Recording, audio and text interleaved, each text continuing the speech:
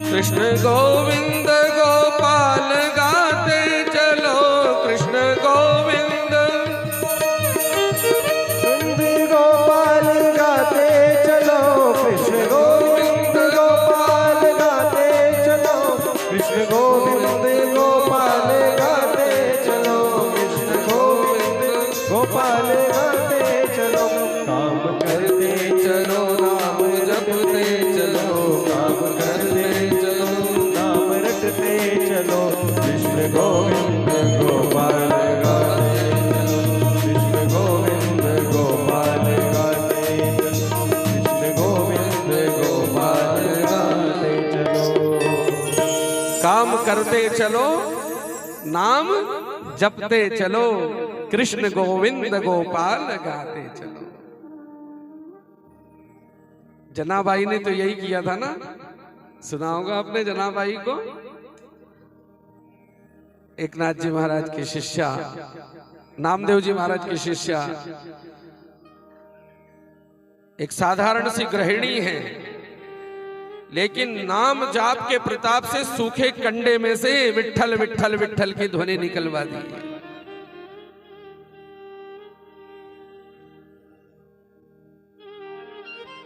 जना जी घर के सब काम करती है, और घर के नहीं, खेत के भी काम करने पड़ते थे। हल जो स्वयं हल हाँकती थी, बीज बोती थी, गाय बैलों को रखती थी, उनका पालन पोषण करती थी, घर भी संभालना, खेत भी संभालने। पर प्रत्येक काम को उन्होंने क्या कर दिया था? कृष्णार्पण कर दिया था। दूध भी निकालती है तो श्री कृष्ण विट्ठल विट्ठल, भोजन भी बनाती है तो विट्ठल विट्ठल विट्ठला, स्नान भी करती है तो विट्ठल विट्ठल विट्ठला। घर के प्रत्येक कार्य को कृष्णार्पण। यहां तक कि वो उपले कंडे थेपती है तो कंडे में भी कंडे बनाती जा रही है, विट्ठल विट्ठल विट्ठला, विट्ठल विट्ठल विट्ठला। योग से कंडे चोरी हो गए, और जना जी ने पकड़ भी लिया जिसने चोरी की। उस समय उनकी चर्चा सब दूर फैल गई, तो कोई महापुरुष आए उनके दर्शन करने के लिए। जना नाम के जाप का बड़ा प्रभाव है, जना जैसी कोई संता नहीं है, तो दर्शन करने के लिए चलना चाहिए। तो महापुरुष जब दर्शन करने के लिए आए तो देखा जना कंडे के लिए झगड़ रही है। दो महिलाओं में, जना और एक किसी और स्त्री में झगड़ा चल रहा है। और झगड़ा किस बात का? बोले ये मेरा कंडा है, तो वो कहती है मेरा कंडा। वैसे जो माताएं बनाती है ना, वो पहचान लेती हैं अपने अपने। आजकल तो गोबर को हाथ लगाने में भी बदबू आती है, ऐसी वृत्ति बन गई है।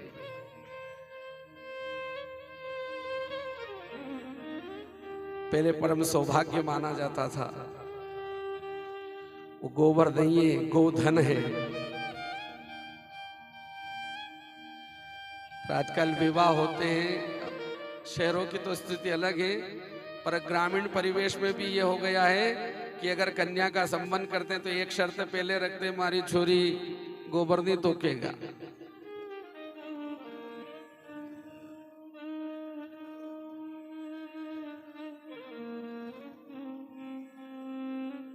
जिस गाय माता का वर्धन श्री कृष्ण ने किया है, और जिस गोबर के कारण बिना गोबर से यज्ञ संपन्न नहीं हो सकता, उसका नाम ही है गोवर। और कहा गया गोमयी वस्ते लक्ष्मी पवित्रा सर्व मंगला। गाय के गोबर में लक्ष्मी है, और लक्ष्मी नहीं बोले पवित्रा सर्व मंगला। और क्या करता? यनमे रोगम च शोकम च तन्मे दहतु गोमया। गाय का गोबर रोग और शोक दोनों का हरण करता है। गाय के गोबर से रोगों का हरण होता है, रोग। और कोई डिप्रेशन में होना, अवसाद में, कोई अवसाद में चले जाते हैं। आजकल तो बहुत ज्यादा स्थिति बन रही है।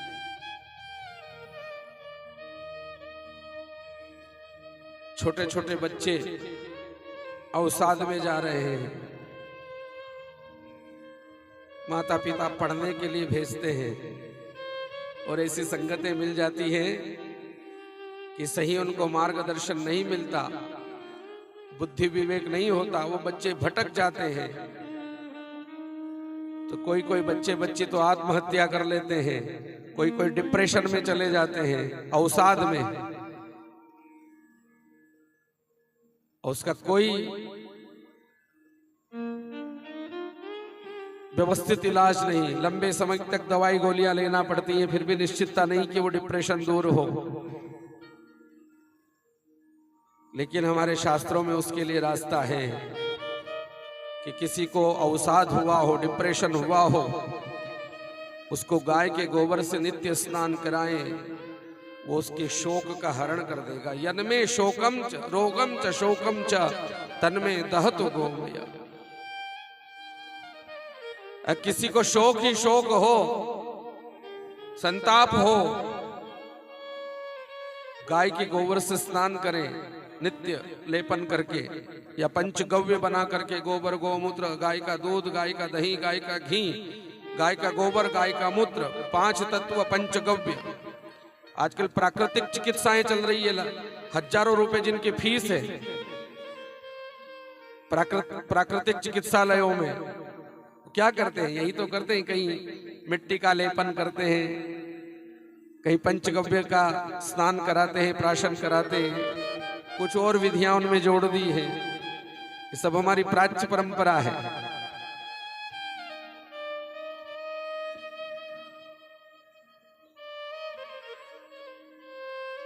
जन्मे रोगम च शोकम च, रोग और शोक गाय के गोबर में हरने की क्षमता है। इसे ही नहीं कहा है कि गोमय वस्ते लक्ष्मी पवित्रा सर्वमंगला। वो बड़ा पवित्र भी है, बड़ा मंगलकारी भी है। दोनों का हरण होता है, रोग शोक का।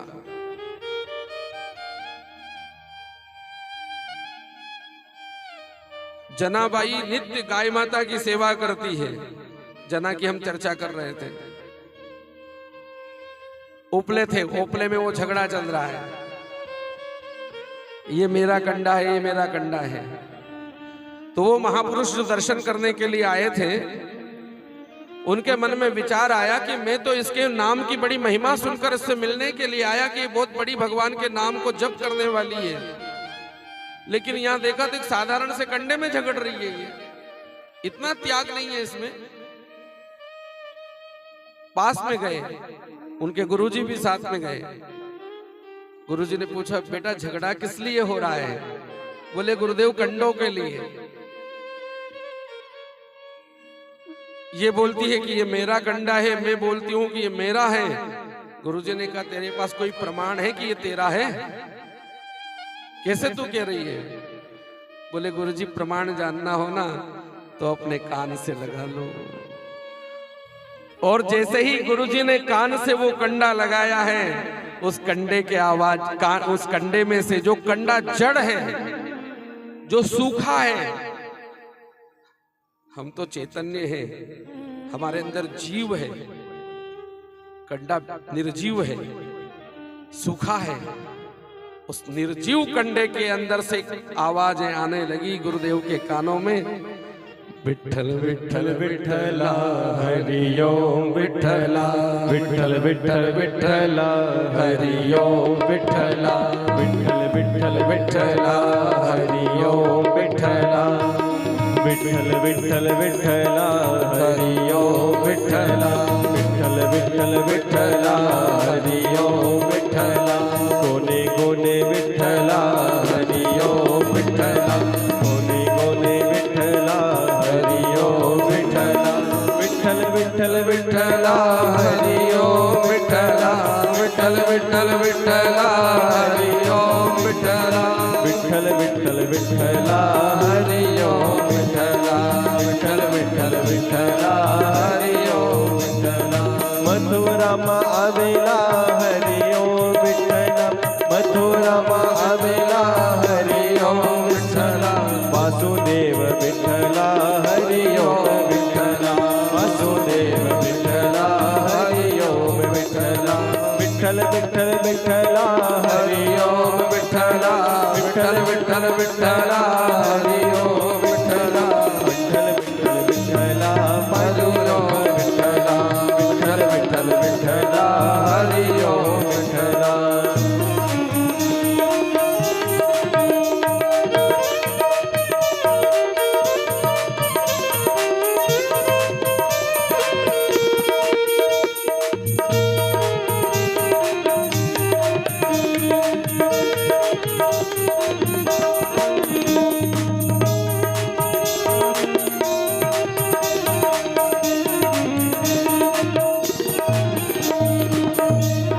सूखे कंडे के अंदर से आवाज आ रही है, विठल विठला हरि ओम विठला। किसके कारण से? बोले जनाबाई के नाम जाप के प्रताप से। नाम के जाप का इतना प्रताप कि सूखे कंडे से उसने जाप करवा दिया है।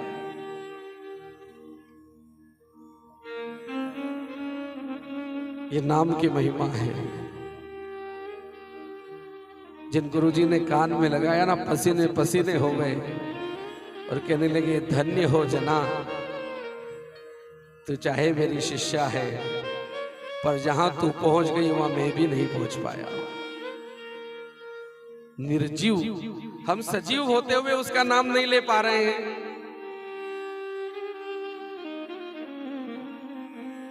जो हमको लेना चाहिए और जितनी बार लेना चाहिए, सजीव होकर के हम नहीं ले पा रहे हैं। पर वहां देखो सूखा कंडा नाम ले रहा है। नाम जाप का प्रताप। प्रभु नाम की बड़ी महिमा है। गोपियां तो उसी दिन से श्री कृष्ण श्री कृष्ण श्री कृष्ण कर रही है। आया समय भगवान श्री कृष्ण भी उनकी इच्छा, क्योंकि अब सब गोपियां एक यही चाहती है कि श्री कृष्ण हमारे पति बन जाए। और एक बात कहे, यहां एक गोपी शब्द क्या है? गोपी। अब ये बताओ कि ब्रज में जो नारियां थी ब्रज की, वो सब गोपियां थी। अब यहां किसी गोपी की उम्र निश्चित नहीं है कि इतनी उम्र वाली ही गोपी है। वहां तो 5 साल की बच्चे से लेकर 80 साल की बूढ़ी तक सब गोपी थी। और प्रत्येक गोपी चाह रही है कि श्री कृष्ण हमारे पति बन जाए। तो क्या किसी गोपी के अंदर वासना होगी? और जो कृष्ण जिसको वो पति बनाना चाहती हैं, उनकी आयु 9 वर्ष की है। 5 वर्ष की उम्र में चीर हरण किया था, 7 वर्ष की उम्र में गिरिराज जी को उठाया था और 9 वर्ष की उम्र में महाराज किया था। और 11वें वर्ष के जब होंगे तब कंस का वध करेंगे। केवल 11 वर्ष तक वृंदावन में रहे भगवान गोकुल वृंदावन में। उसके बाद तो गोकुल आकर वृंदावन में आकर झांका भी नहीं है कृष्ण ने।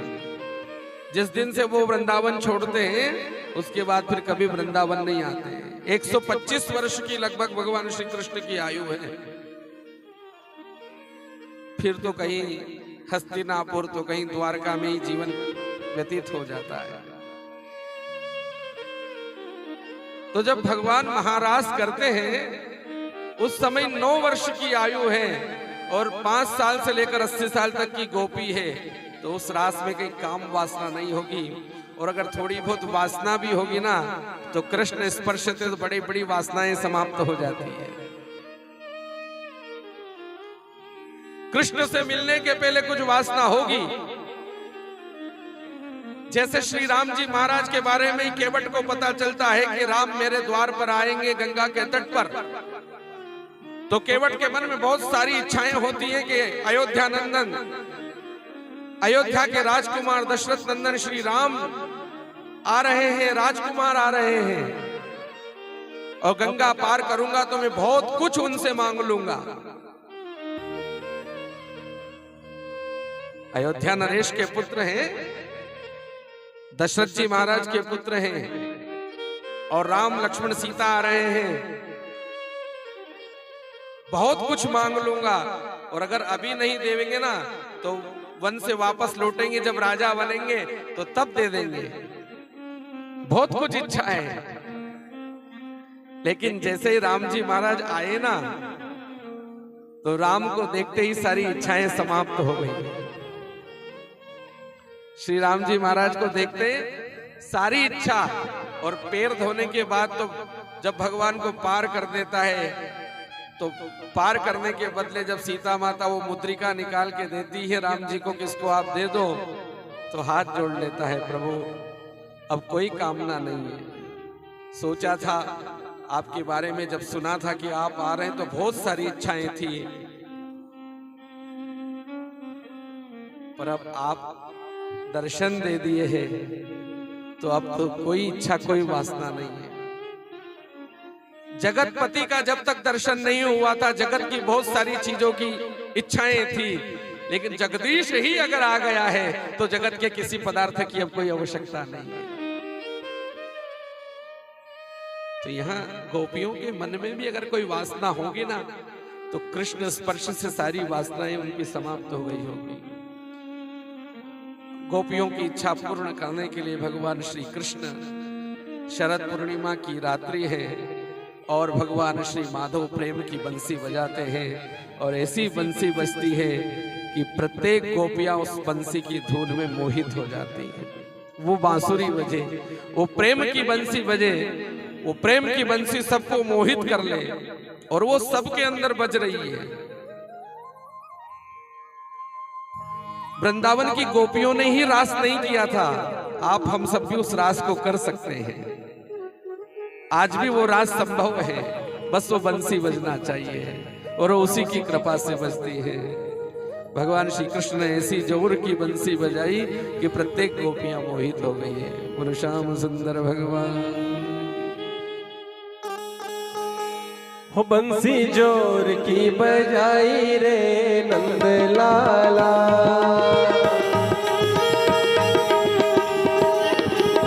बंसी जोर की बजाई रे नंद लाला,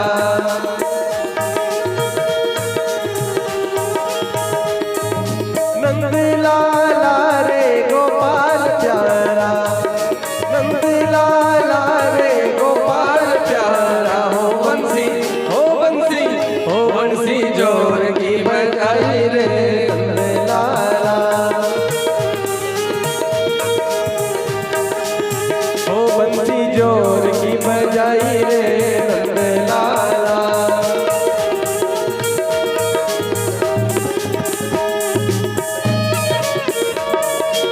जय हो, जय हो।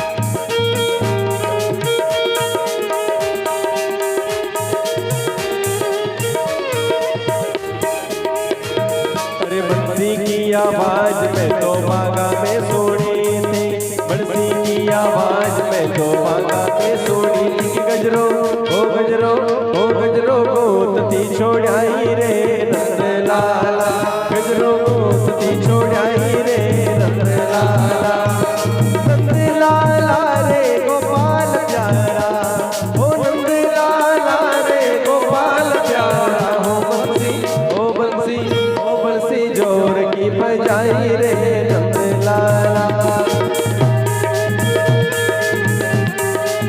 ओ बंसी जोर की बजाई रे नंद लाला।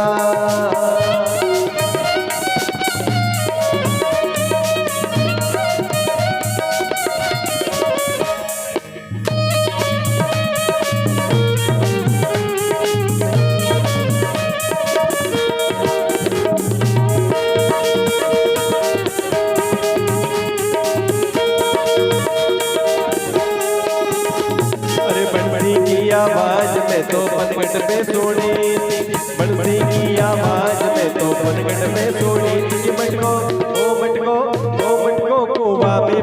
गई रे नंद लाला, मटको गोवा में फट गई रे नंद लाला। नंद लाला रे गोपाल प्यारा, नंद लाला रे गोपाल प्यारा। हो बंसी ओ बंसी ओ बंसी जोर की बजाई रे नंद लाला।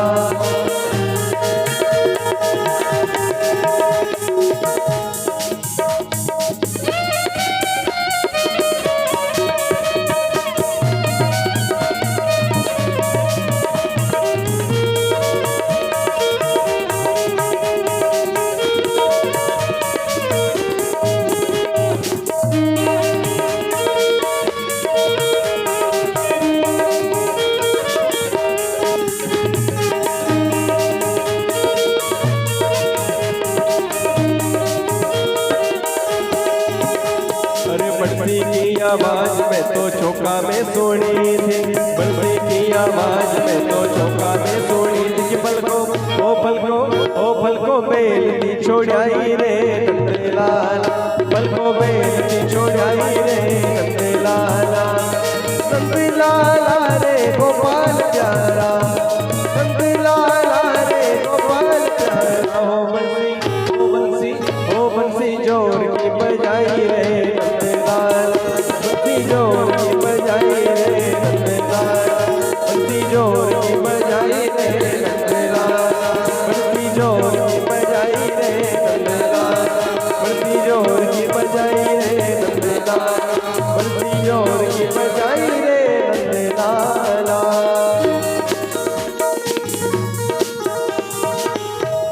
भगवान श्री कृष्ण ललित त्रिभंगी स्वरूप बनाते हैं। माधुरी अधरे धारण की है।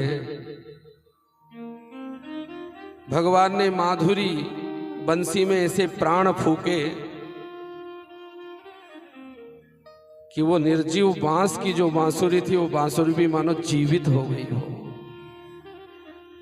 उसके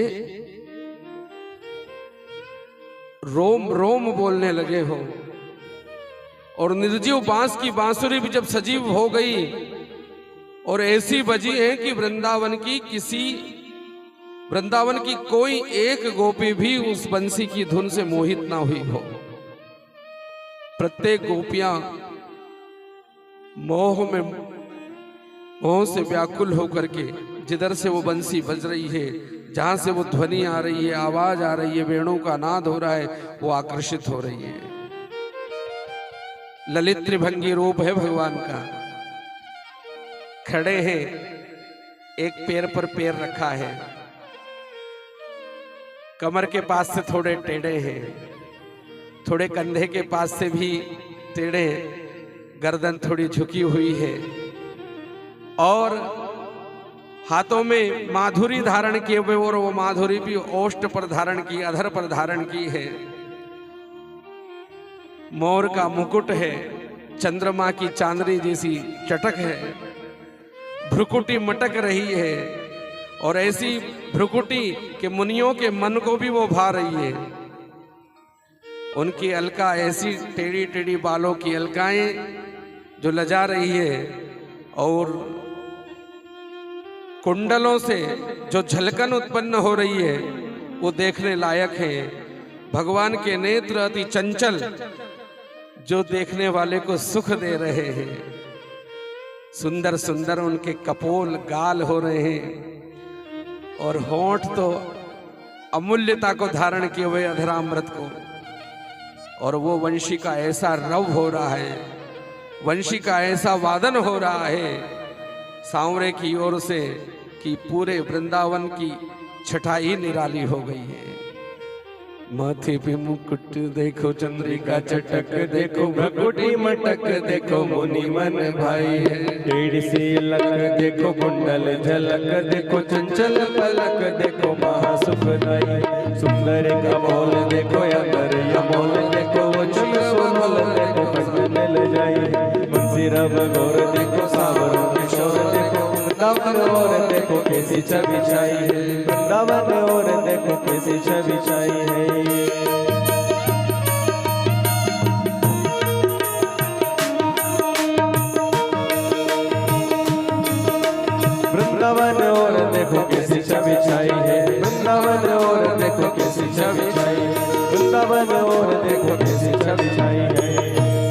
माथे पे मुकुट देखो, चंद्रिका चटक देखो, भ्रुकुटी मटक देखो, मुनि मन भाई है।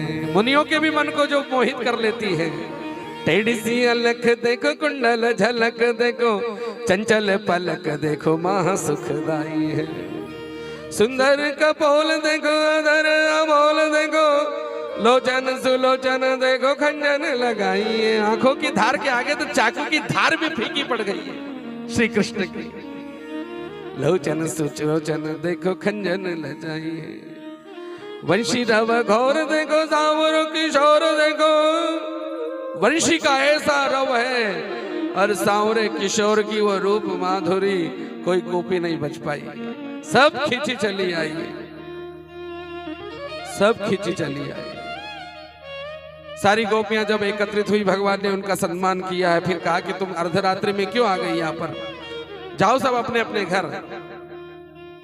तो गोपियां कहती पहले तो बुलाते हो और फिर भेजते हो, अब हम नहीं जाने वाली। बहुत संवाद हुआ है। रास पंचाध्यायी की अगर कथा हो ना, तो रास पंचाध्यायी में ही 7 दिन निकल जाए महाराज में।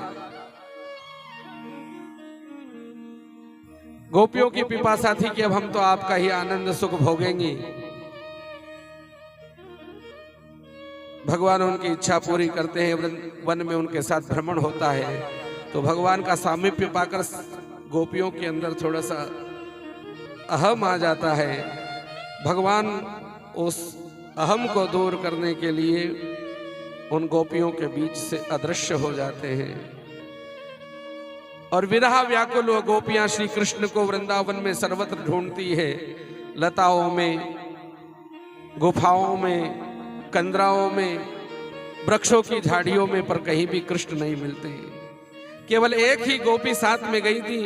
रास्ते में उसे भी अहंकार आया कि देखो सबको छोड़ करके मेरे को ही साथ में लाए हैं, तो भगवान ने रास्ते में उसको भी छोड़ दिया। इस नाम स्पष्ट नहीं है यहां।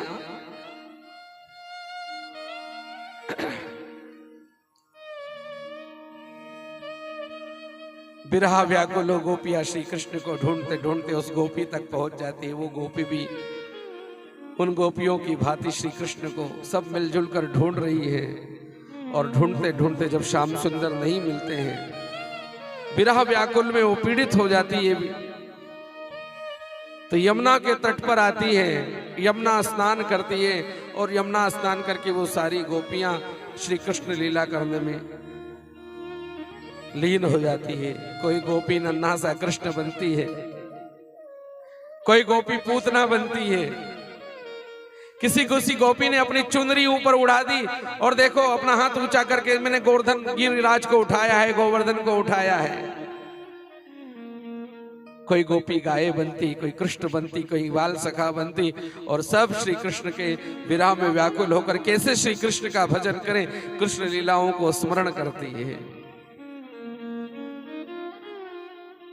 उन गोपियों ने जो श्याम सुंदर को उस समय जिस भाव से पुकारा है और जो वंदना की है, वो गोपी गीत के नाम में से बना है। गोपियों ने भगवान कृष्ण को रिझाने के लिए जो गीत गाया है, श्री सुखदेव जी महाराज ने उसे अपने शब्दों में परीक्षित को सुनाया। व्यास जी महाराज ने जिसकी रचना की है, श्रीमद् भागवत दशम स्कंद पूर्वार्ध के 31वें अध्याय में वो गोपी गीत के नाम से विख्यात हुआ, बड़ा सुंदर है। गीत तो हम सब सुनते हैं, पर आइए गोपी गीत के कुछ अंश हम श्रवण करें बड़े भाव से। बोलो सच्चिदानंद भगवान की जयति तेदिकं जन्मना व्रजा शयत इंदिरा शश्वतद्रहि दयित देशता देशोतावका त्वयितता सर्व त्वां विचिन्वते शरदो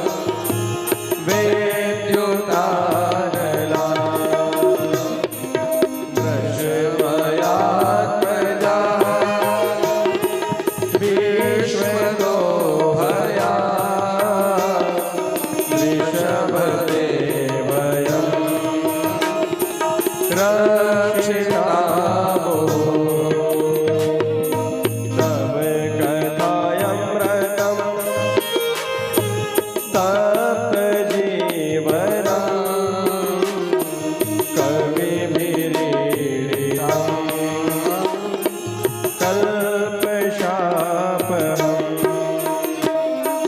श्रवणमङ्गलम् श्रीमदाततं भुवि गृह्णन्ति ते भूरिदा जनाः भुवि गृह्णन्ति ते भूरिदा जनाः भुवि गृह्णन्ति ते भूरिदा जनाः। जयति ते दिकं जन्मना व्रजाश्रयत इंदिरा शश्वदत्र हि दयिति दृश्यतां दिक्षुतावकास्त्वयि धृतसवस्त्वां विचिन्वते।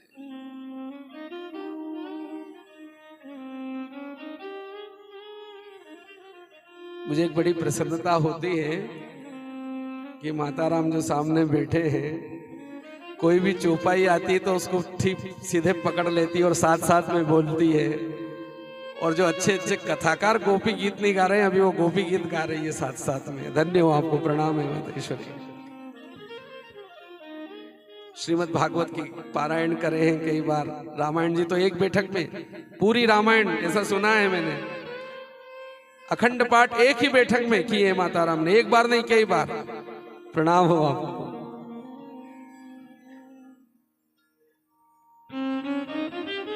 मुझे बहुत हर्ष हुआ। अभी आजकल जो कथाओं में नहीं गा पा रहे हैं, वो साथ साथ में बोली है। ये होना चाहिए, सबको करना चाहिए। वो गोपियां कह रही है, प्यारे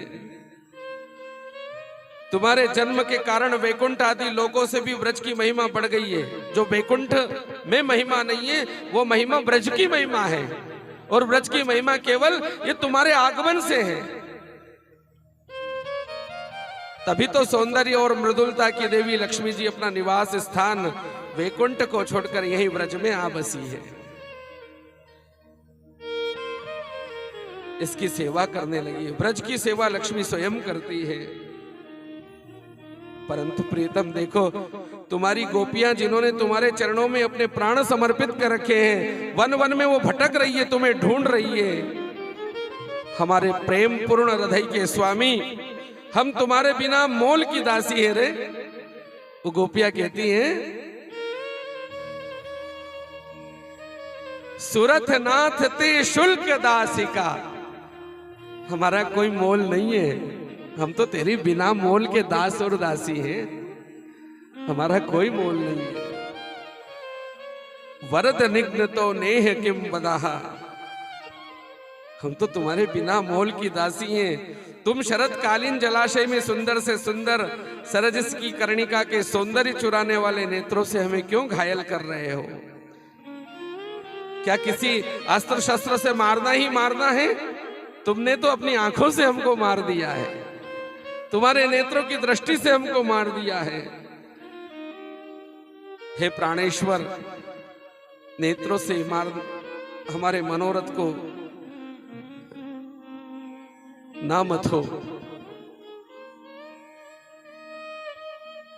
पुरुष शिरोमणि यमुना जी के विषैले जल से होने वाली मृत्यु, अजगर के रूप में खाने वाले अघासुर, इंद्र की वर्षा, आंधी बिजली, दावानल, वृषभासुर, व्योमासुर आदि आदि राक्षसों ने जो हम पर आक्रमण किया, प्रत्येक बार तुमने हमको बचाया है। अब हम विरह में व्याकुल हो रही, क्या तुम इस बार हमारी रक्षा करने के लिए नहीं आओगे? तब कथामृतम तप्त जीवनम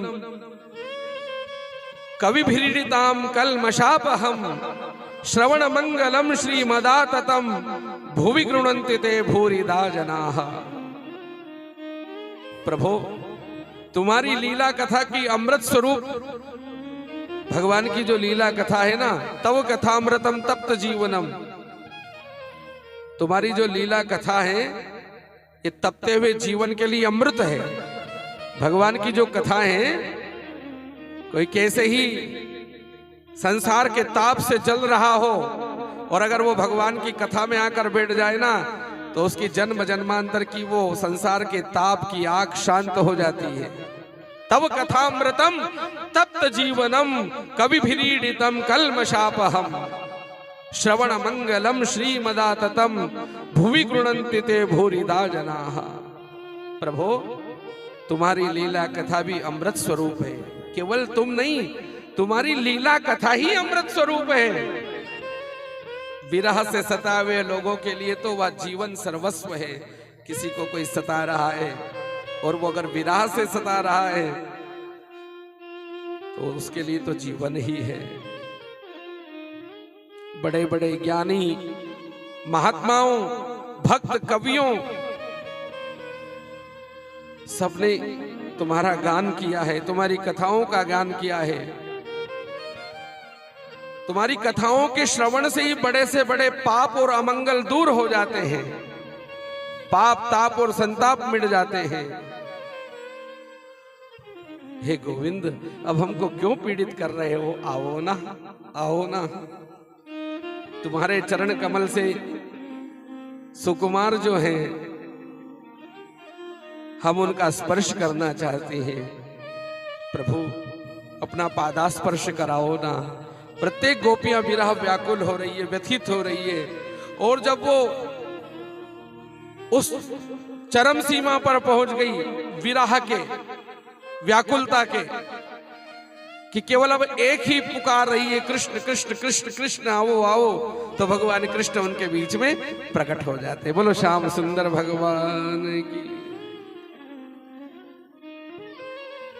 और जब भगवान का प्राकट्य होता है तो महारास आरंभ होता है वृंदावन में। देखिए, वृंदावन में जो रास हुआ है वो कोई नाच गान नहीं है, वो परम समाधि है। वो गोपियां जो चरम सीमा तक पहुंच गई थी विरह व्याकुलता के, तो फिर क्या नृत्य बाकी रहा होगा?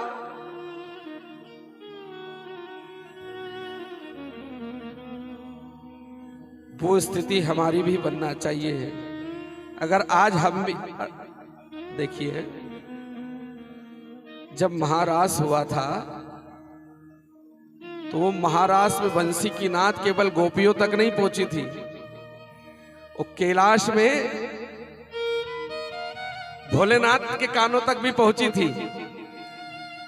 और वो भोलेनाथ कौन? काम दहन करुणा कर लिंगम तत्प्रणमामि सदा शिवलिंगम, जिसने कामदेव को जलाकर राख कर दिया है। काम दहन, जब कामदेव जगाने के लिए गया था ना, तो क्या हुआ था? तीसरा नेत्र खुला तो भस्म हुए ना काम। काम दहन करुणा कर लिंगम, तो काम को भस्म करने वाले शिव भी उस रास में आने की इच्छा करते हैं। तो क्या उस रास में काम होगा? वासना होगी। शिव भी जिसमें पार्वती से कहा रास चल रहा है देवी, मुझे भी जाना है। पार्वती जी सज रही थी, पार्वती जी के मन में भी गोपी भाव था। और जब वो जाने लगी ना, तो पूछा सज धज कर कहाँ जा रही है? बोले श्री कृष्णचंद्र जी रास कर रहे हैं उस रास में। तो भोले बाबा कह रहे हैं कि मुझे नहीं ले चलोगी? तो माता ने कहा वहां पुरुषों का काम नहीं है, वहां तो सब गोपी गोपी है, गोपी भाव है। तो भोले बाबा बोले मुझे भी गोपी बना दो ना। तो मातेश्वरी ने कहा ये बड़ी बड़ी दाढ़ी, भुजंग गले में पहने हुए हैं, भस्मी रमाए हुए हो, तुम गोपी गोपा भी नहीं लगते हो ठीक से। बोले नहीं, मेरे को तो चलना है, गोपी बनाओ। उनका कर है मेरे ऊपर, आज उसको चुकाने का अवसर है। कौन से कर की बात कर रहे हैं भोलेनाथ? बोले जब समुद्र मंथन हुआ था ना, राक्षसों ने अमृत का कलश छीन लिया था, तब राक्षसों से अमृत कलश लेने के लिए भगवान ने मोहिनी रूप धारण किया था। कौन सा रूप? मोहिनी। और जब मेरी इच्छा हुई उस रूप को देखने के लिए, तो भगवान मेरे लिए मोहिनी बन गए थे। तो जब वो माधव मेरे लिए मोहिनी बन सकता है, तो मैं उसके लिए गोपी नहीं बन सकता क्या?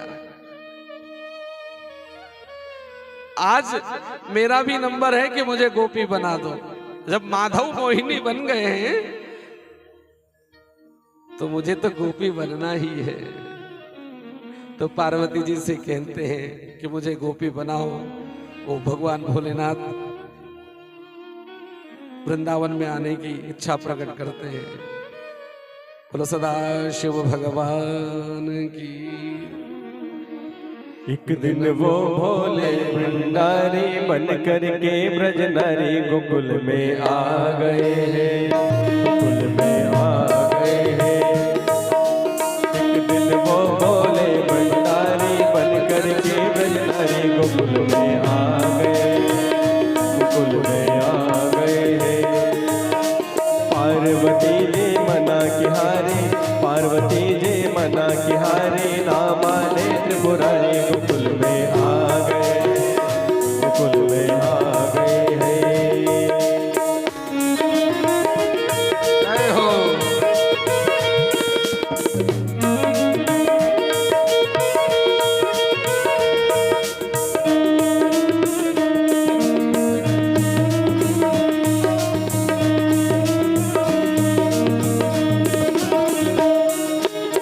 पार्वती से बोले मैं भी चलूंगा तेरे साथ में, तेरे साथ में। राधा संग श्याम नाचे मैं भी नाचूंगा तेरे साथ में, तेरे साथ में। रास रचेगा ब्रज में भारी, रास रचेगा ब्रज में भारी। मुझे दिखाओ प्यारे गोकुल में आ गए हैं, गोकुल में आ गए हैं। एक दिन वो भोले भंडारी बन करके ब्रज नारी गोकुल में आ गए, गोकुल में आ गए हैं। जय हो।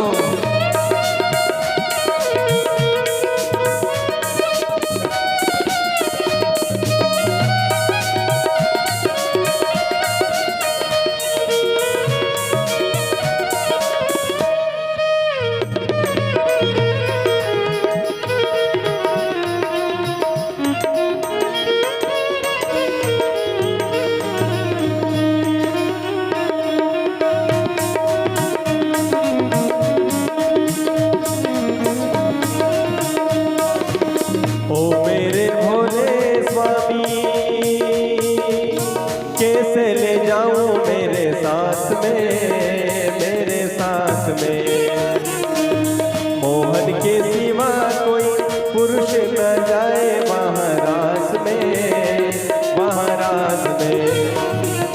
हंसी करेगी ब्रज की नारी, हंसी करेगी ब्रज की नारी।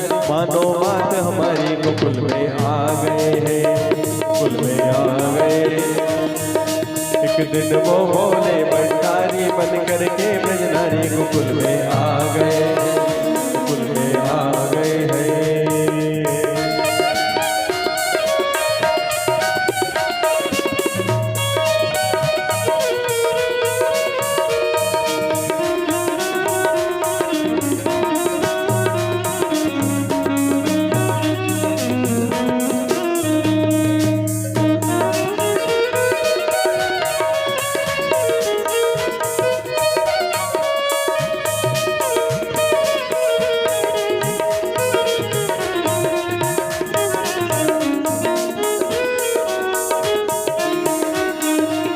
ऐसा बना दो मुझे हो, कोई न जाने इस राज को, इस राज को।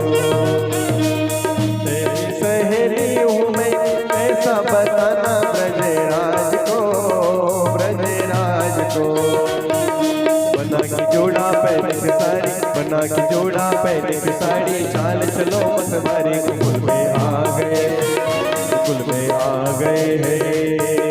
एक दिन वो भोले भंडारी बन करके ब्रज नारी गोकुल में आ गए, गोकुल में आ गए हैं।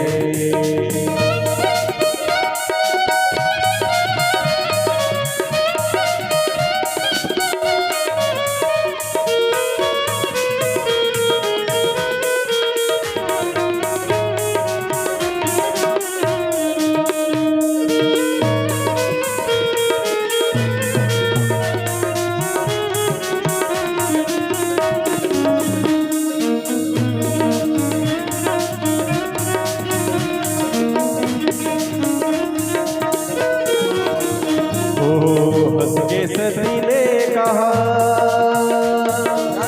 बलिहारी जाओ इस रूप में, इस रूप में। एक दिन तुम्हारे लिए आए मुरारी इस रूप में, इस रूप में। अरे मोहन रूप बनाया मुरारी, मोहन रूप बनाया मुरारी। अब ये तुम्हारी मारी गोकुल में आ गए, गोकुल में आ गए। एक दिन वो बोले भंडारी बन करके ब्रजनारी गोकुल में आ गए, गोकुल में आ गए हैं।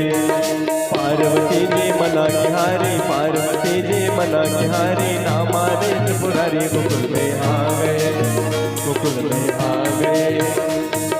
एक दिन वो बोले भंडारी बन करके ब्रजनारी गोकुल में आ गए, गोकुल में आ गए, गोकुल में आ गए।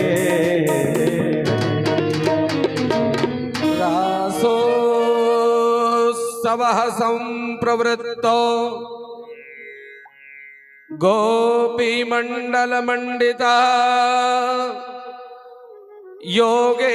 योगेश्वरेण कृष्णेन तासां मध्ये द्वयोर्द्वयोः। जब रासोत्सव आरंभ हुआ ना, रासोत्सव संप्रवृत्तौ गोपी मंडल मंडिता, गोपियों का मंडल तैयार हुआ और उस मंडल में भगवान श्री कृष्ण योग का रूप धारण करते हैं। तो योग में तो समाधि होती है, योग का आखिरी अंग समाधि है। योग के 8 अंग है, यम, नियम, आसन, प्राणायाम, प्रत्याहार, ध्यान, धारणा और फिर समाधि।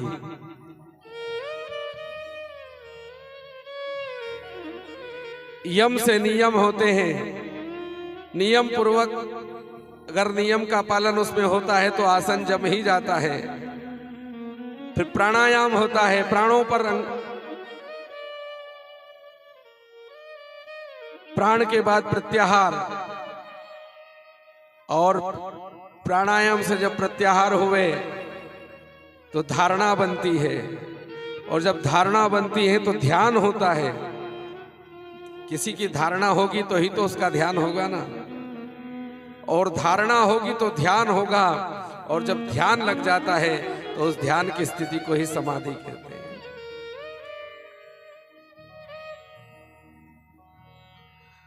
गोपियों का मंडल तैयार हुआ और रासोत्सव संप्रत्तौ गोपी मंडल मंडिता, और उस मंडल के अंदर योगेश्वरेण कृष्णेना, श्री कृष्ण ने योग आरंभ किया है। और योग से क्या बोले, तासाम मध्य द्वयोर्द्वयोः, तासाम मध्य द्वयोर्द्वयोः, 2 गोपी के बीच में एक कृष्ण। अब वो 2 गोपी कौन सी है? जब यम, नियम, आसन, ध्यान, धारणा होती है ना, तो ये यही ध्यान होता है। ये 2 गोपी है, और इन 2 गोपियों के बीच में यहां श्री कृष्ण। और जब यहां श्री कृष्ण आते हैं ध्यान से तो समाधि की स्थिति बनती है। वो रास आज भी हो सकता है। बोले रास कहाँ हुआ? बोले वृंदावन में। तो वृंदावन कहां से लाओगे कि जो हमारा रधई है, ये रधई ही वृंदावन है। चलो वृंदावन रधई हो गया, कृष्ण कहां से आएंगे? तो जो हमारी आत्मा है वही श्री कृष्ण है।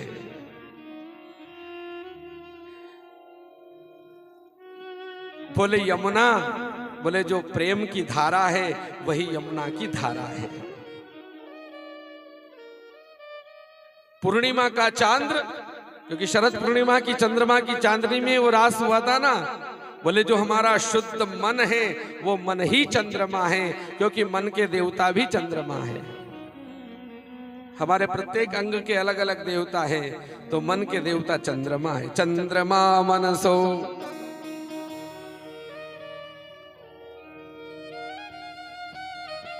हृदय वृंदावन हुआ, आत्मा कृष्ण हुआ, वो कृष्ण हुए प्रेम की धारा यमुना का तट हुआ, यमुना की धारा हमारा मन पूर्णिमा का चंद्र हुआ। बोले गोपी कहां से आएगी? बोले जो हमारी ये चित्त की वृत्तियां हैं ना, वो वृत्तियां ही गोपियां हैं। थोड़ी देर पहले हमने सुना था ना, गोपियों की चित्त की वृत्ति कहां थी? चाहे वो मथुरा में थी पर भाव कृष्ण में था। तो प्रत्येक वृत्ति बहिर्मुखी से होकर जब अंतर्मुखी हो जाएगी, बोले हृदय वृंदावन हो गया, आत्मा कृष्ण हो गई, पूर्णिमा का चंद्र मन हो गया, तो गोपियां कहां से आएगी? तो वृत्तियां हमारी गोपी हो गई। बोले वो वेणुनाद, बोले नित्य जो 2100 जो हमारी श्वास प्रश्वास है, नित्य 2600 के लगभग जो हमारी श्वासा है, वो नित्य हम श्वास जो लेते हैं, सोहम की नाद, ये जो श्वास चल रही है प्रत्येक श्वास में ही वो वेणु का नाद है, बंसी का नाद है। वो जो रास हुआ था वो इंद्रियों के स्तर पर, वाणी के स्तर पर, मन के स्तर पर, प्राण के स्तर पर और आत्मा के स्तर पर हुआ था। रास देह के स्तर पर हो ही नहीं सकता, रास तो आत्मा के स्तर पर होता है। और जब आत्मा का संबंध परमात्मा से होता है और वो समाधि की स्थिति बनती है, तभी महारास होता है। पूर्ण चंद्रमा की सुखद चांदनी, अर्धरात्रि सी वेला, जग में नर्तन सत्य बताता, रास चला अलबेला, रास चला अलबेला। अग जग सारा मौन चकित है, जड़ कोई हिल ना पाया। अग जग सारा मौन चकित है, जड़ कोई हिल ना पाया। सूर्य चंद्रमा खड़े रहे, देखो प्रभु जी की माया, देखो प्रभु जी की माया। पूर्ण चंद्रमा की सुखद चांदनी, अर्धरात्रि सी वेला, जग में नर्तन सत्य बताता, रास चला अलबेला। अरे जहां सूर्य चंद्रमा खड़े हो जाएं, 6 महीने की रात्रि हो जाए, तो क्या सूर्य चंद्रमा की गति रुक सकती है क्या? एक क्षण के लिए सूर्य चंद्रमा नहीं रुक सकते, लेकिन जिसको समाधि लग जाती है ना, उसके लिए तो 6-6 महीने की रात्रि हो जाती है। उसको फिर रात और दिन से रात दिन कोई प्रभाव नहीं करती, उसको पता ही नहीं चलता कब रात्रि हो गई कब दिन हो गया। ना भूख लगती है ना प्यास लगती है, क्योंकि ये सब यहां से नीचे की बातें हैं, यहां से ऊपर भूख प्यास नहीं है, ये सब इसके नीचे है। और जब वो समाधि की स्थिति हो जाती है, ना तो दिन होता है ना रात, तभी तो कहते हैं कि महाराज हुआ तो 6 महीने की रात्रि। गोपियों को ऐसा भगवान ने समाधिस्थ किया है उस महारास में कि सबके लिए वो 6 महीने की रात्रि हो गई है। सूर्य चंद्रमा खड़े रहे, देखो प्रभु जी की माया। ऐसा गोकुल में महारास हुआ है, ऐसा वहां यमुना के तट पर महारास। आइए हम सब भी उस महारास का आनंद लें। गोकुल में देखो, वृंदावन में देखो रे, गोकुल में देखो, वृंदावन में देखो रे, बंसी बाजे रे, श्याम संग राधा नाचे रे, श्याम संग राधा नाचे रे। गोकुल में देखो, वृंदावन में देखो, गोकुल में देखो, वृंदावन में देखो, बंसी बाजे रे, श्याम संग राधा नाचे रे, श्याम संग राधा नाचे रे।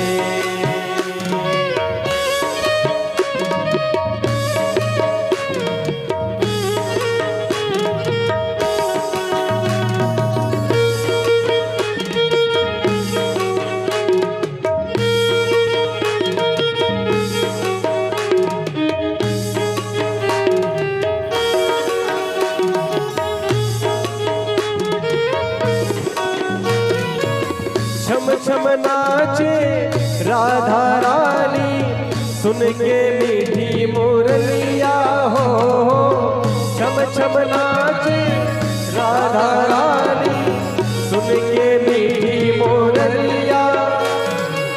शाम छवि पे सब बलिहारी, ग्वाल बाल हो रे गैया हो। शाम छवि पे सब बलिहारी, ग्वाल बाल हो रे गैया। सरर सरर चाले रे मधुरी पुरवैया रे, सरर सरर चाले रे मधुरी पुरवैया रे। मेघा गाए रे श्याम संग राधा नाचे रे, श्याम संग।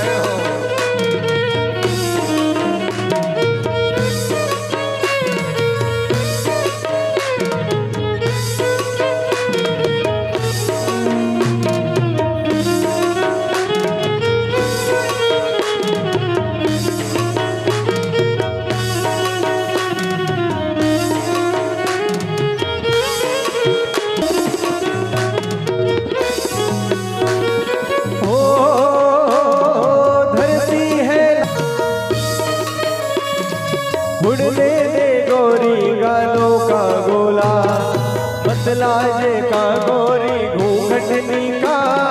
दिल की धड़कन पे दिलक दिलकता, झांझ बजे शंख बजे, संग में मृदंग बजे, अंग में उमंग रे। चार हटे नटखट ना छोड़ मेरा घूंघट, पलट के दूंगी आज तुझे गारी रे। मुझे समझो ना तुम बोली भाली रे।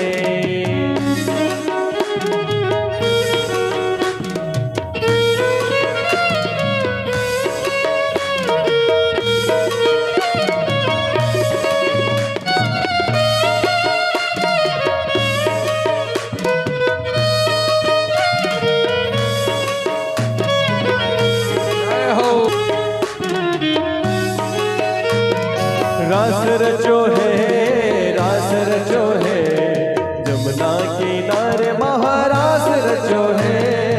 रास रचो है, रास रचो है, जमुना किनारे महारास रचो है। रास रचो है, रास रचो है, जमुना किनारे महारास रचो है।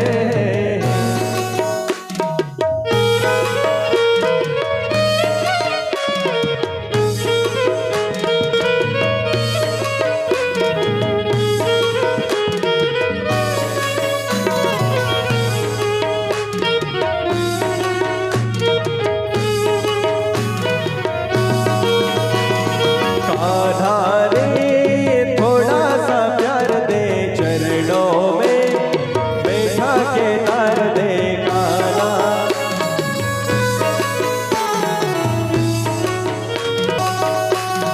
रंग रंगीली चुनरी ओढ़ के महारास में आव जोजी, महारास में आव जोजी।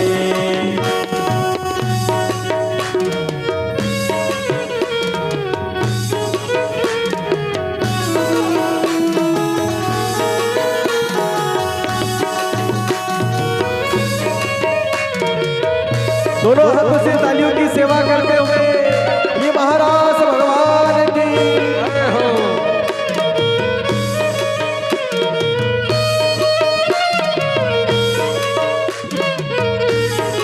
रास रासेश्वर भगवान की जय हो।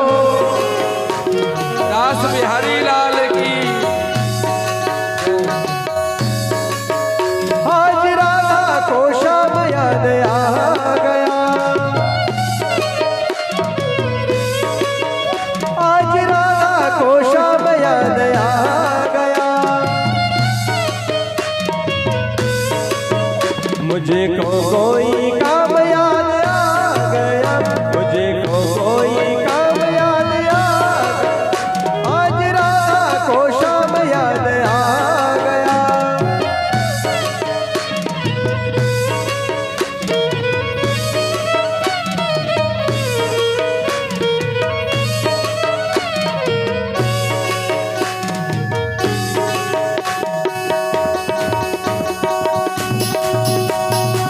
आज वृंदावन रास रचो है, मैं भी देखन जाऊंगी।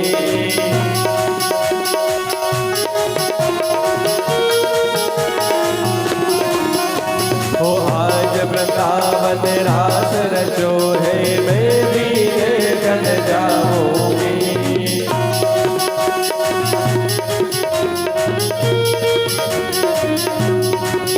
हो बाबा नंद का कुंवर कन्हैया, बाबा नंद का कुंवर कन्हैया, बाबा नंद का कुंवर कन्हैया, उन संग रास रचाऊंगी। बाबा नंद का कुंवर कन्हैया, उन संग रास रचाऊंगी।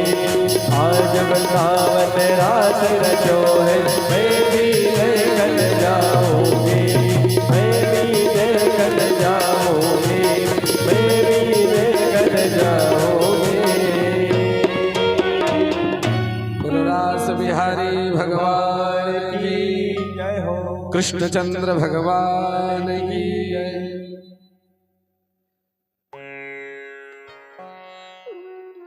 भगवान ने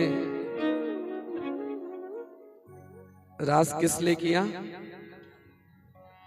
क्यों हुआ था रास? बहुत बड़ा मर्म है इसके पीछे। भगवान अब जाने वाले हैं मथुरा, क्योंकि कंस मामा यज्ञ की तैयारी कर रहे हैं, अक्रूर जी को तैयार कर रहे हैं।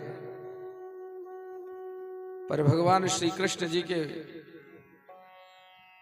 मन में आया कि अगर मैं ऐसे ही वृंदावन को छोड़कर मथुरा चला जाऊंगा ना, तो ये गोपियां मेरे विरह की आग में जल जाएंगी। क्योंकि जो गोपियां एक पल भी श्री कृष्ण को छोड़ना नहीं चाहती है, वो श्री कृष्ण को कैसे छोड़ सकती है मथुरा जाने के लिए। और अगर मैं मथुरा चला गया ऐसे ही, तो इनके अंदर विरह की इतनी आग जलेगी, इतनी अग्नि जलेगी कि सारी गोपियां विरह की आग में